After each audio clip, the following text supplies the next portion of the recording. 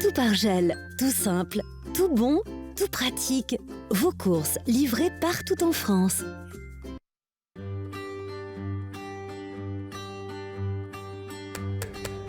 Je m'appelle Charlotte et je pense que les plus belles découvertes se font au bout de la rue. Ce que j'aime, c'est découvrir notre beau pays avec des personnes exceptionnelles et souvent insolites. Alors, je vous emmène avec moi. Je vous retrouve aujourd'hui à Rambouillet, dans les Yvelines, et si Rambouillet est célèbre, c'est peut-être pour sa forêt, mais surtout pour son château. À votre avis, quel est le point commun entre François Ier, Marie-Antoinette et Valéry Giscard d'Estaing? Eh bien, ils ont tous séjourné ici, en vacances, en week-end, au château de Rambouillet. Alors pourquoi ils ont été charmés par ce lieu? Eh bien, on va découvrir ça avec Anne-Claire.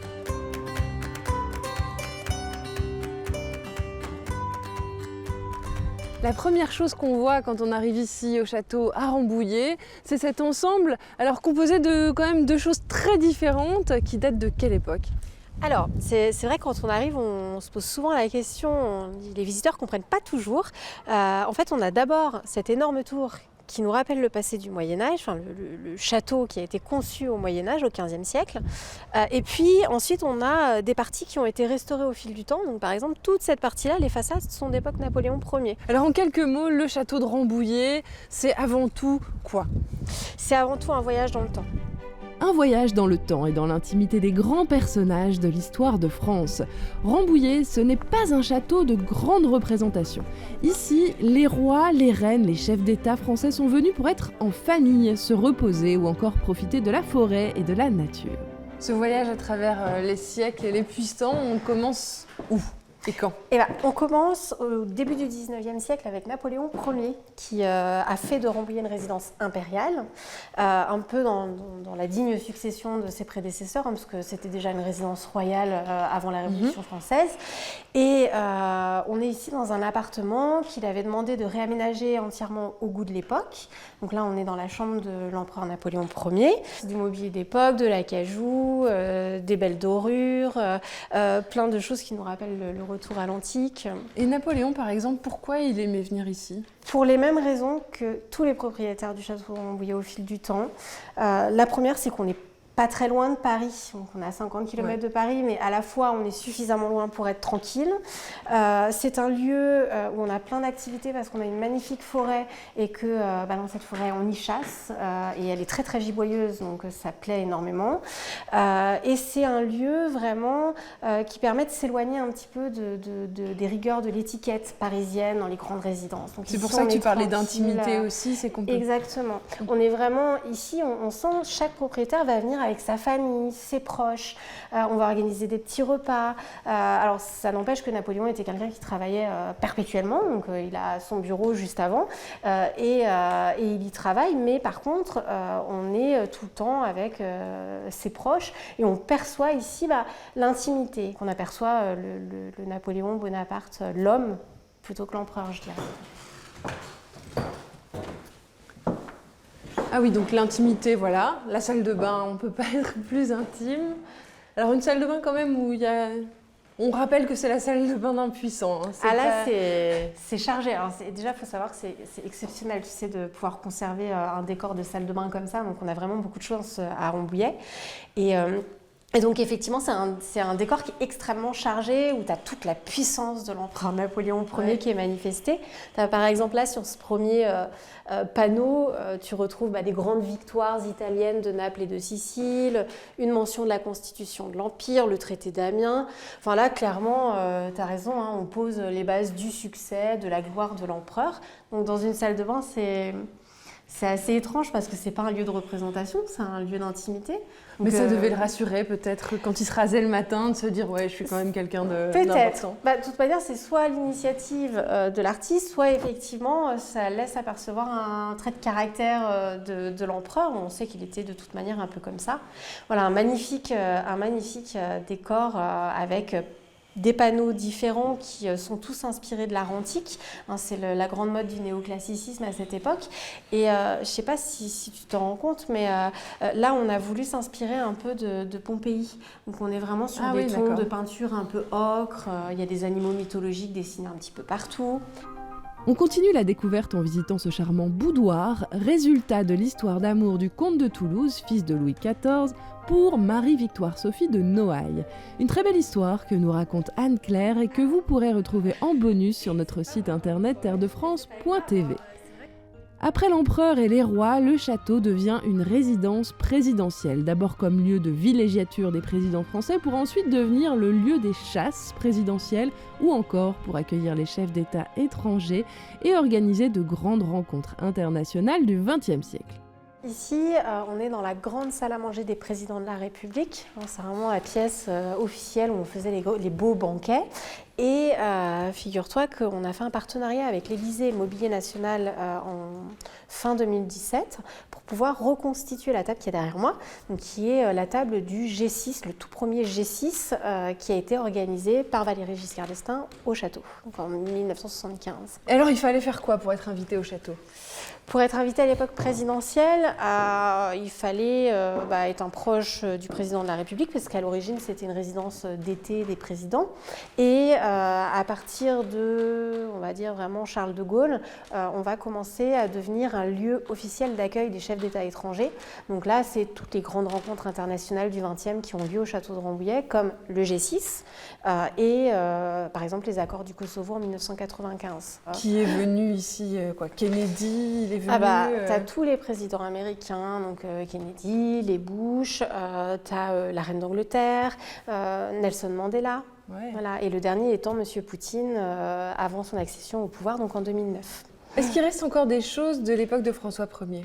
Alors oui, d'ailleurs c'est bien ce lien parce que justement, figure-toi que la chambre qui avait été aménagée pour les chefs d'État étrangers à l'époque se trouve dans la pièce dans laquelle on nous dit que François Ier serait mort. Il est mort au château de Rambouillet, ça c'est une certitude, en 1547, et on a fixé dans la dernière pièce de la tour du Moyen-Âge sa chambre. Alors on n'a aucune certitude là-dessus, mais le président étranger qui venait dormait dans cette pièce dans laquelle François Ier a soufflé son dernier souffle. Voilà. Depuis 2009, le château est géré par le Centre des Monuments Nationaux. Les rois et les présidents ont laissé la place aux visiteurs, aux événements culturels et aux balades dans le parc classé Jardin remarquable. Alors évidemment c'est beau en plus avec le soleil, mais moi il y a un truc qui me fascine, c'est ces petits embarcadères comme ça. Je trouve que ça donne un côté romantique au lieu. Ça suscite beaucoup l'imaginaire des gens. Tu sais, en fait les gens... les propriétaires du château embarquaient, donc un petit embarcadère, là ils embarquaient sur des barques et puis ils allaient d'île en île où on organisait des petites animations, donc des petites fêtes, tu vois, trucs très romantiques. Et on a des îles qui ont été utilisées par des personnages bien particuliers, par exemple une petite île circulaire au bout qui s'appelle l'île au festin et sur laquelle Napoléon venait prendre son déjeuner tous les midis quand il était au château de Rambouillet. On s'éloigne du château car Anne-Claire veut me faire découvrir un véritable joyau, la laiterie de la reine. D'extérieur, le lieu est impressionnant et à l'intérieur, vous allez le voir, la surprise est de taille. La laiterie de Marie-Antoinette, c'est un cadeau qui lui a été fait par le roi, mais à quoi ça servait finalement ? Alors, les laiteries déjà à l'époque de Marie-Antoinette, c'était très à la mode, donc beaucoup en avaient et c'était un lieu où on pouvait se rapprocher de la nature, notamment en dégustant les bons produits laitiers, donc tu vois, du fromage, de la crème, du beurre, etc.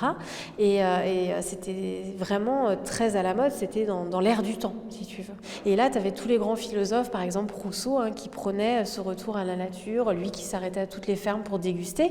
Et la noblesse, elle traduit ça. Comment Marie-Antoinette, par exemple, adorait jouer les petites bergères au hameau de la Reine, elle allait traire les vaches, etc.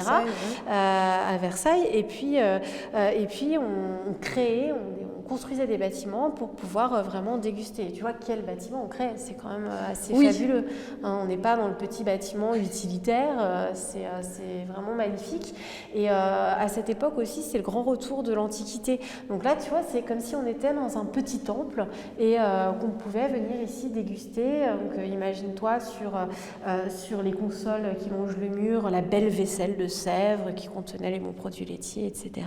C'était un moyen aussi, si je me rappelle bien, faire venir, enfin d'essayer de faire venir Marie-Antoinette ici. Non, elle aimait pas trop au départ. Ouais, alors cette laiterie, oui, ça c'est clair. En fait, quand Louis XVI achète le château de Rambouillet en 1783, lui, il espère venir avec Marie-Antoinette. Sauf que Marie-Antoinette, elle déteste Rambouillet, surtout parce que le château a cette énorme tour du Moyen-Âge, c'est pas trop à la mode à cette époque.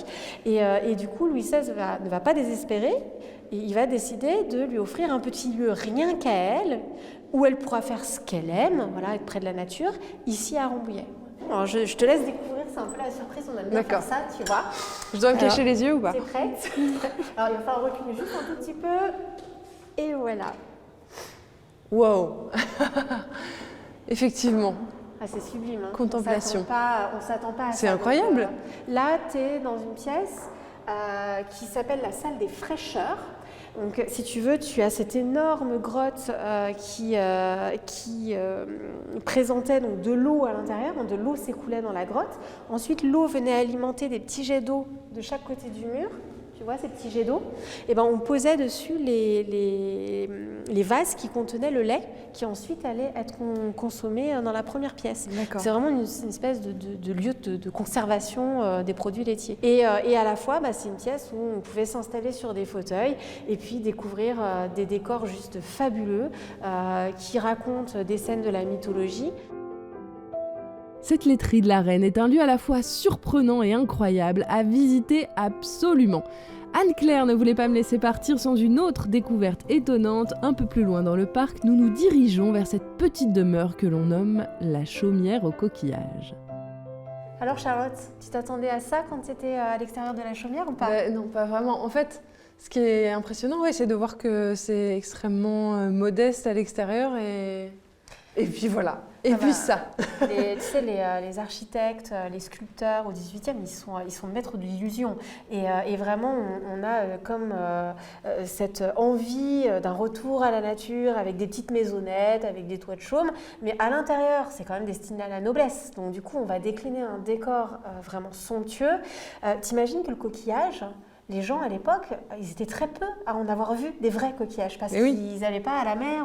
Donc c'était une vraie curiosité, donc c'était une richesse incroyable que d'avoir un décor de coquillages comme ça dans une fabrique de jardin, puisque ça c'est vraiment un petit monument qui était là pour distraire un peu le promeneur dans le jardin anglais et puis lui apporter un lieu où il pouvait s'arrêter, boire une tasse de chocolat chaud ou de thé, se détendre avant de reprendre la promenade. C'est magnifique, puis tu as vraiment des coquillages qui sont assemblés pour faire un magnifique décor.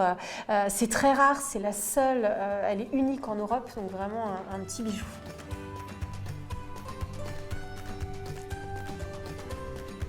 On se quitte devant la chaumière aux coquillages, mais vous pouvez revoir toute cette visite, mais aussi des bonus sur le site internet terredefrance.tv. Et moi, je vous retrouve très vite pour de nouvelles rencontres.